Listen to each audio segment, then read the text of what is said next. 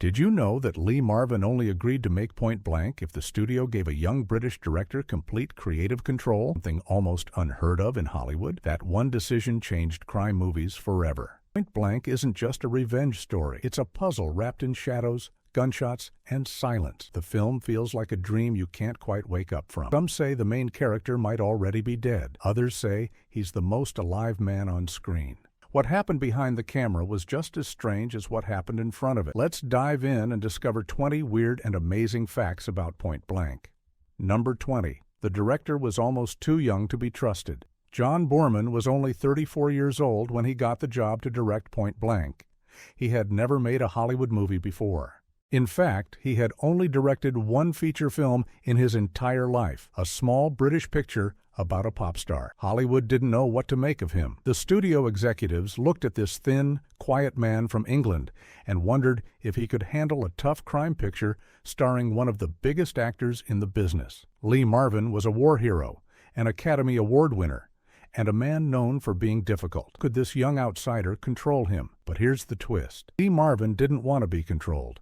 He wanted a collaborator. He had seen a documentary Boorman made and loved its wild energy. Marvin believed Boorman saw the world differently. He trusted that strange vision. Marvin went to the studio and made a deal. Would only do Point Blank if Boorman directed it. The studio had no choice. They needed Marvin, so they gave the young director the keys to the kingdom. Boorman later said he was terrified every single day on set. He didn't know the rules of Hollywood filmmaking. But that fear became his secret weapon. He broke rules because he didn't know they existed. Sometimes being an outsider is the greatest gift. What looked like weakness became pure strength. Number 19. Lee Marvin's walk changed everything. One of the most famous moments in Point Blank happens in the first few minutes. Walker, played by Lee Marvin, walks down a long corridor at Los Angeles International Airport. His footsteps echo like gunshots. Sound pounds through the scene like a heartbeat. That walk wasn't in the original script. It came from an accident during rehearsal. Boorman was testing camera angles at the airport.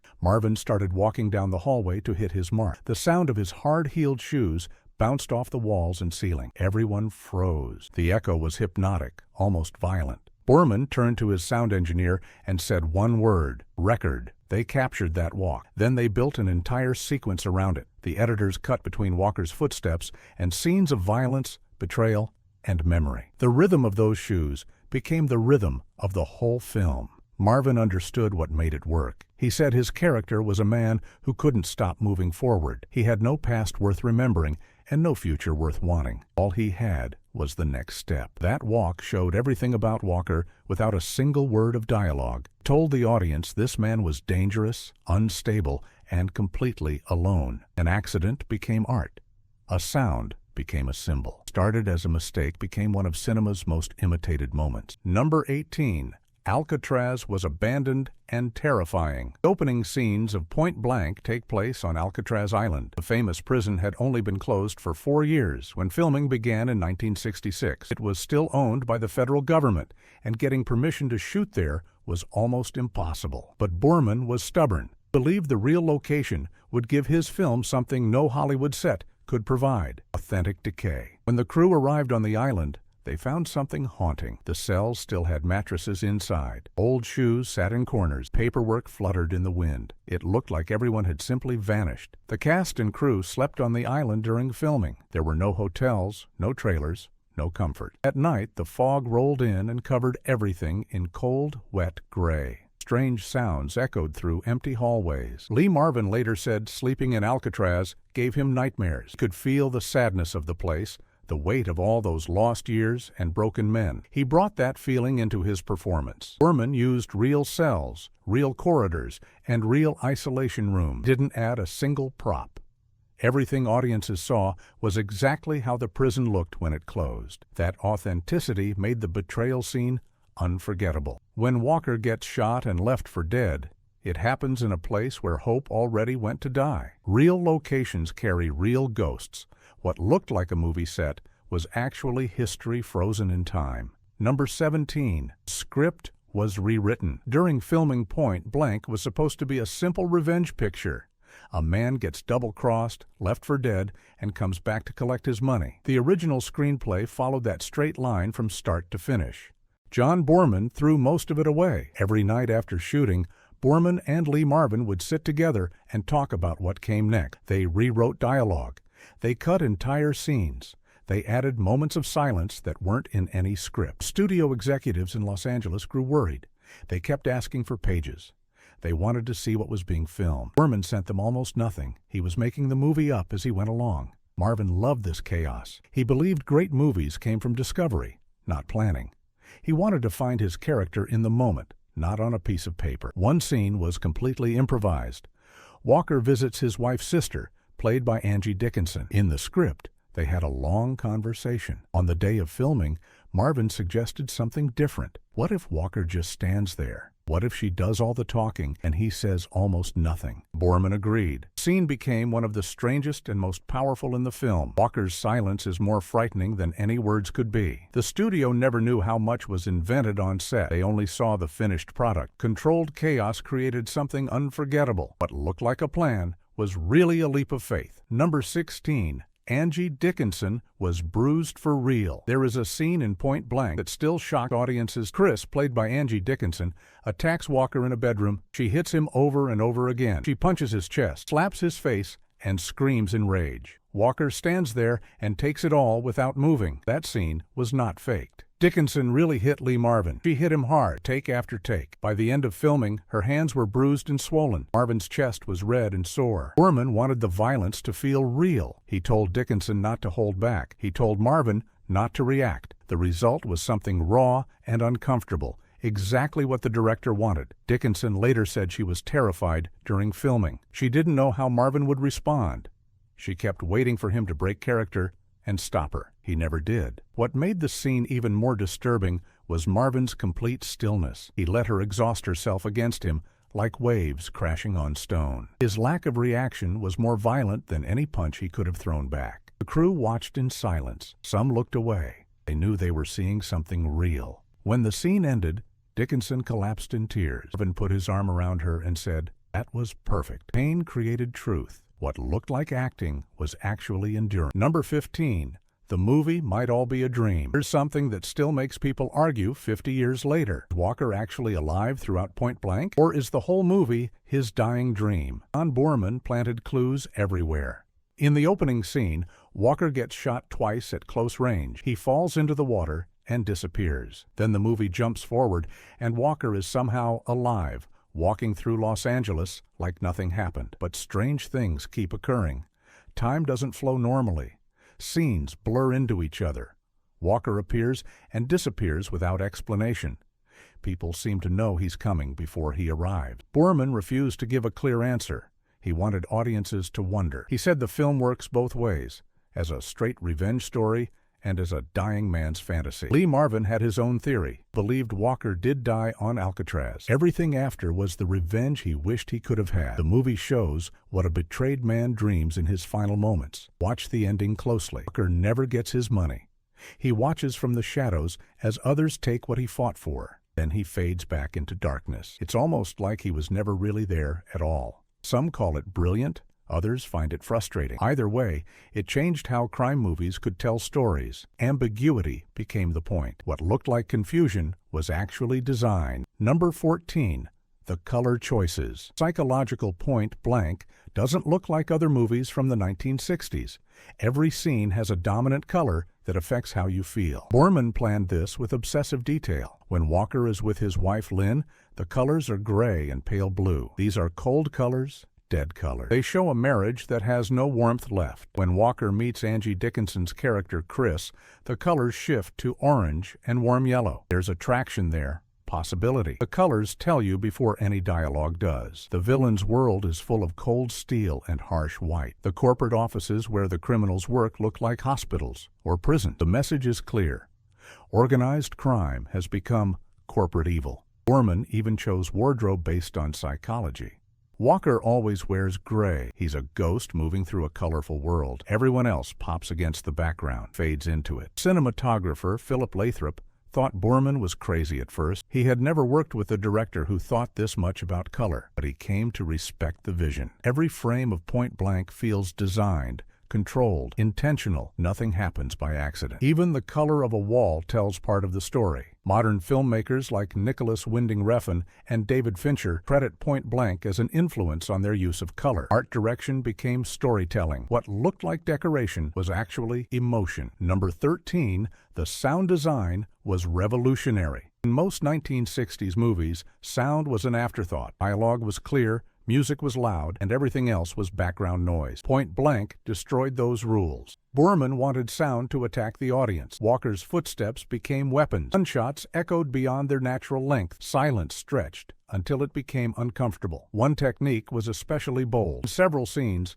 dialogue from a future moment plays over images from the present. Walker hears conversations before they happen. The audience gets confused and unsettled, exactly as intended. The sound mixer thought this approach would ruin the movie. Test audiences would hate it. But Borman insisted. He wanted viewers to feel Walker's fractured mind. There's a scene where Walker drives to confront a criminal.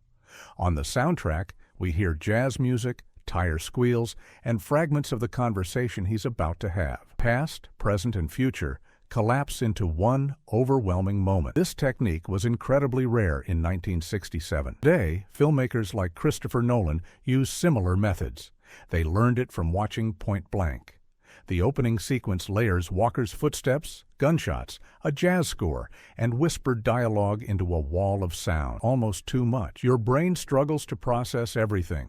That struggle puts you inside Walker's experience. Sound became character. What seemed like noise was actually architecture.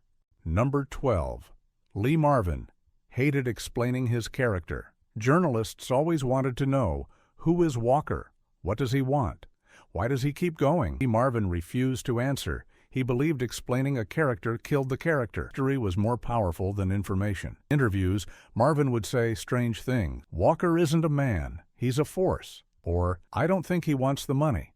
I think he wants to stop existing. These answers frustrated reporters. They wanted psychology, backstory, motivation. Marvin gave them poetry instead. On set, this philosophy shaped his performance. He stripped away everything extra. No unnecessary movements, no wasted words. Walker became less human with every scene. Borman encouraged this. He told Marvin to think of Walker as a bullet. Once fired, it can only travel in one direction until it hits something or runs out of energy. Other actors found Marvin intimidating. He stayed in character between takes. He barely spoke during lunch breaks. He became so quiet that crew members sometimes forgot he was there. When the film premiered, critics were divided. Some called Marvin's performance cold and empty. Others recognized it as revolutionary. They had never seen an action hero with so little personality. Over time, the emptiness became the point. Walker's blankness let audiences project their own feelings onto him. Less became more. What looked like nothing was actually everything. Number 11. The villains wore business suits on purpose. In classic crime movies, villains wore dark clothes, shadows, and scowls. They looked like evil. Point Blank turned that upside down. Criminals in Point Blank wear expensive business suits. They work in modern office buildings. They have secretaries, meetings, and organizational charts. They look like corporate executives because that's exactly what they are. Borman was making a statement. By 1967, organized crime had become organized business. The old gangsters with Tommy guns had been replaced by accountants with spreadsheets. Evil wore a tie and carried a briefcase. The head villain, Reese, works in a gleaming office tower. When Walker confronts him, Reese talks about cash flow and delivery schedules. He sounds like a CEO, not a mob boss. This choice was controversial. The studio wanted traditional villains, scary men in dark rooms. Borman wanted something scarier, evil that looked respectable. Lee Marvin understood the genius of this approach. He said Walker was fighting a system, not just individuals. You could kill a man, but you couldn't kill a corporation. Walker's mission was doomed from the start. The corporate imagery also reflected 1960s America. Big companies were taking over everything. Individual people were becoming numbers on balance sheet. Point Blank captured that fear in its villains. Banality became horror. What looked professional was actually monstrous. Number 10. The movie flopped when it first opened. Point Blank was not a hit. When it premiered in August of 1967, audiences didn't know what to make of it. Marketing had promised a tough crime picture with lots of action. What audiences got was something slow, strange, and confusing. Many people walked out. Critics were mixed. The studio was disappointed. Boorman was devastated. He had poured everything into this film. He had fought with executives, exhausted his crew, and pushed his actors to their limits. And now it seemed like nobody cared. Lee Marvin took the failure harder than he admitted. He had championed Boorman. He had trusted this young director with his reputation. Now that trust seemed like a mistake. But something strange happened over the following year. Point Blank refused to disappear. Film students discovered it.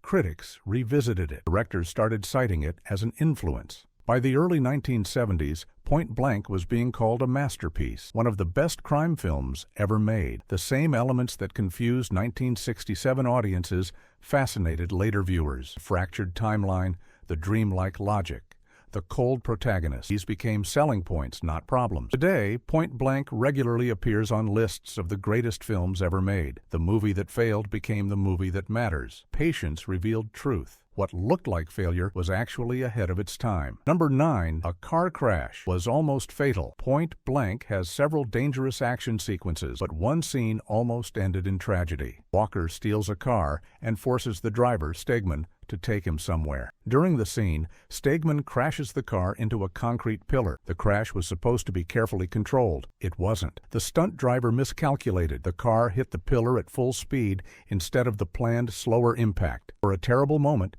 everyone on set thought they had just watched someone die. When the dust cleared, the stunt driver was alive. Barely. He had broken ribs, a concussion, and dozens of cuts. An ambulance rushed him to the hospital. Filming stopped for 3 days. Boorman was shaken. He had pushed for realism, but this was too real. He visited the driver in the hospital every day until the man recovered. Lee Marvin, a World War II veteran who had seen real violence, was affected differently. He got quiet. He knew how fast things could go wrong. The shot made it into the final film. If you watch closely, you can see the exact moment the driver loses control. The impact is harder than any staged crash should be. Modern audiences watching Point Blank don't know how close that scene came to being a memorial instead of a movie moment. Reality invaded fiction. Number 8. The original book was very different. Point Blank is based on a novel called The Hunter by Richard Stark. In the book, the main character isn't named Walker, he's named Parker, but the differences go much deeper than a name change. In the novel, Parker is brutal, cruel, and utterly without sympathy. He hurts innocent people. He kills without hesitation or regret. He's not an anti-hero, he's a villain who happens to be the protagonist. Hollywood in 1967 couldn't make that film. The production code was still limping along, limiting what movies could show. A completely unsympathetic protagonist would never get approved. So Boorman and the writers softened Walker. They gave him hints of humanity. They made him mysterious rather than monstrous. They surrounded him with people who were worse than he was. The result was something new. Character who exists in moral shadow. Walker does terrible things, but he's still somehow the hero. Audiences root for him, even though they probably shouldn't. Richard Stark, whose real name was Donald Westlake, hated the changes at first. He felt the movie betrayed his vision.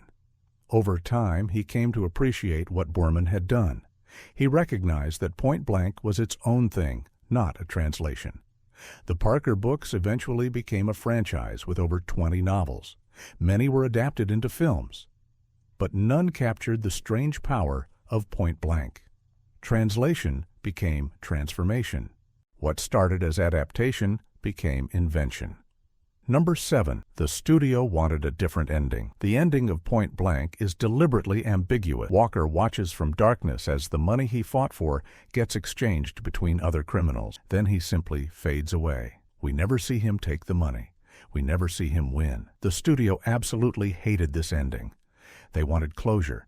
They wanted Walker to get his revenge, grab his money, and walk off victorious. It was the Hollywood formula for crime pictures. Good guy gets punished. Guy, or at least our guy, wins. Boorman refused. He argued that the whole point of the film was that Walker couldn't win.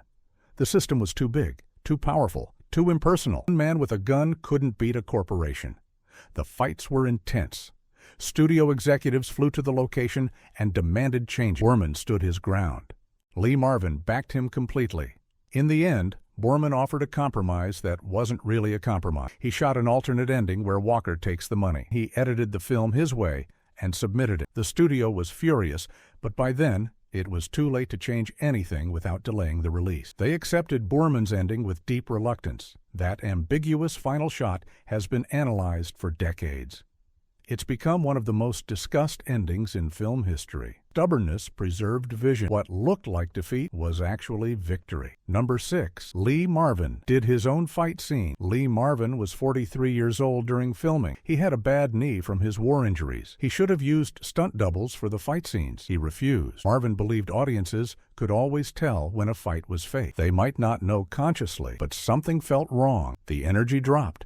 The tension disappeared. He wanted real contact, real impact, real exhaustion. The fight in the nightclub is especially brutal. Walker takes on multiple men in a crowded space. Furniture break. Bodies crash into wall. The choreography was minimal. Marvin basically told the stunt team to attack him for real. One punch connected harder than intended. Marvin's lips split open.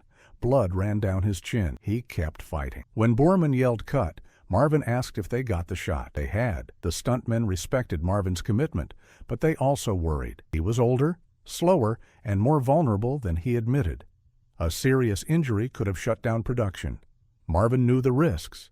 He said that Walker would never rely on anyone else to fight his battles.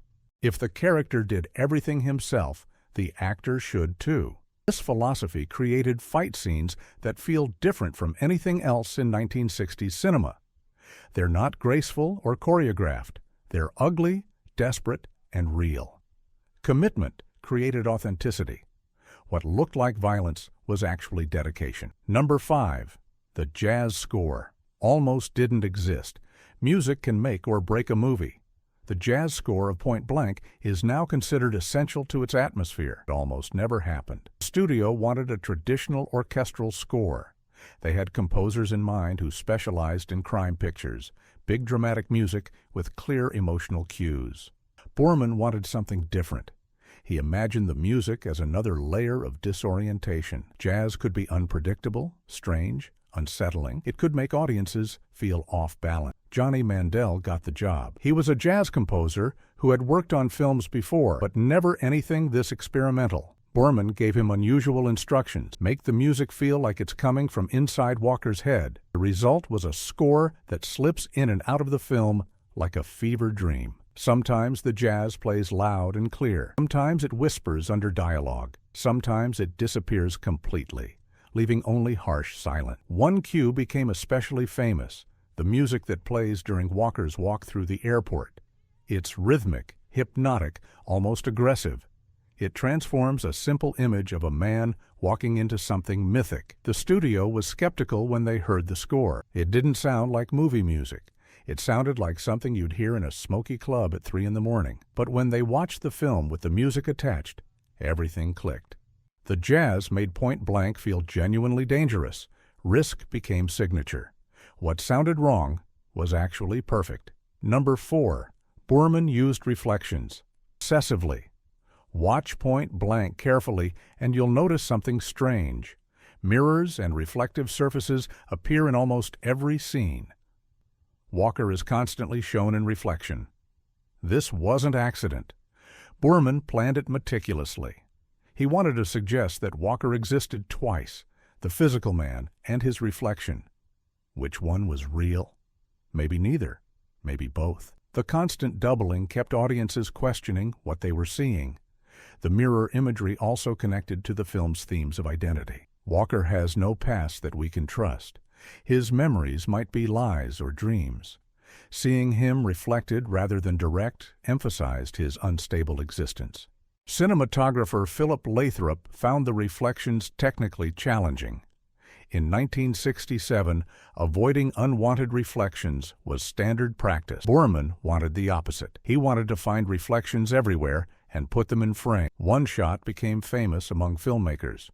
Walker stands between two mirrors, creating an infinite regression of images, stretching into darkness. It looks like there are 100 Walkers, all watching, all waiting. The technique influenced generations of directors. You can see similar reflection obsession in films by Brian De Palma, Paul Schrader, and Nicholas Winding Refn. Asked about the mirrors, Boorman said something mysterious. Walker is looking for himself. He keeps finding copies, but never the original. Technique became philosophy. What looked like style was actually meaning. Number 2. MGM tried to bury the film. After Point Blank failed at the box office, MGM didn't just move on. They actively tried to make people forget it existed. The studio felt embarrassed. They had given creative control to a young British nobody. They had trusted Lee Marvin's judgment. And they had gotten a strange art film disguised as a crime picture. In their minds, everyone involved had broken promises. MGM limited theatrical re-releases. They offered Point Blank to television networks at unusually low prices, hoping to recover costs. They included it in bulk packages of lesser films sold to overseas distributors. When film scholars and critics began celebrating Point Blank in the 1970s, MGM was surprised. They had treated the movie like garbage, but it had become gold. The studio quietly changed their approach. Suddenly, Point Blank was a hidden gem. Suddenly, they had always known it was special. Marketing materials appeared emphasizing the film's cult status. This revisionism annoyed Boorman. He remembered the fights, the dismissals, the executives who called his film unwatchable. Now those same people, or their successors, were taking credit for its brilliance. Lee Marvin, characteristically, found the whole situation funny. Hollywood has no memory, he said. They remember whatever version of history makes them money. Today, MGM promotes Point Blank as one of the crown jewels of their catalog. The movie they almost killed has become one of their proudest possessions. Survival proved worth. What looked like disposal was actually preservation. Number 1. Walker never collects his money. Here's the weirdest fact of all, the one that breaks everything you think you know about revenge movies. Walker spends the entire film trying to get his $93,000 back. He threatens, intimidates, destroys, and kills. He tears through an entire criminal organization. But in the final scene, when the money is finally there, he doesn't take it. He watches from the shadows. The money gets exchanged. Then Walker simply steps back into darkness and disappears. Why? Nobody knows for sure. Boorman wanted the ending to be a question, not an answer. But theories abound. Maybe Walker was never real. The whole film might be a dying dream, and dreams don't have proper endings. Maybe Walker realized the money couldn't give him what he actually wanted, which might be death or meaning or something he couldn't name. Or maybe Walker understood that taking the money meant becoming part of the system that betrayed him. The only way to stay free was to stay empty. Marvin offered his own interpretation. He said Walker was never really after money. He was after acknowledgement.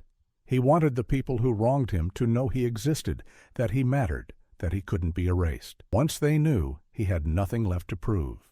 The final image, Walker fading into shadow, is one of the most haunting endings in film history. A man who fought for everything ends up taking nothing. Revenge without resolution. What looked like victory was actually letting go. Bonus fact: the sound of nothing. There's one detail almost nobody notices on first viewing. Point Blank uses silence as violence. In most 1960s films, silence meant something was wrong with the soundtrack. Audiences expected constant sound, music, dialogue, ambient noise. Silence made them uncomfortable. Boorman weaponized that discomfort. Several scenes in Point Blank go completely silent for long stretches. Walker walks into a room. Nothing happens. No one speaks. No music plays. The silence stretches until it becomes almost unbearable. Sound editors at MGM were horrified. They wanted to add background music to fill these gaps. Boorman threatened to remove his name from the film if they touched his silences. The strangest silence comes when Walker confronts a man in a penthouse. They face each other. Seconds pass. The only sound is faint city noise from far below. It's agonizing. You keep waiting for something to happen. When violence finally explodes, it's almost a relief. This technique was incredibly rare in 1967.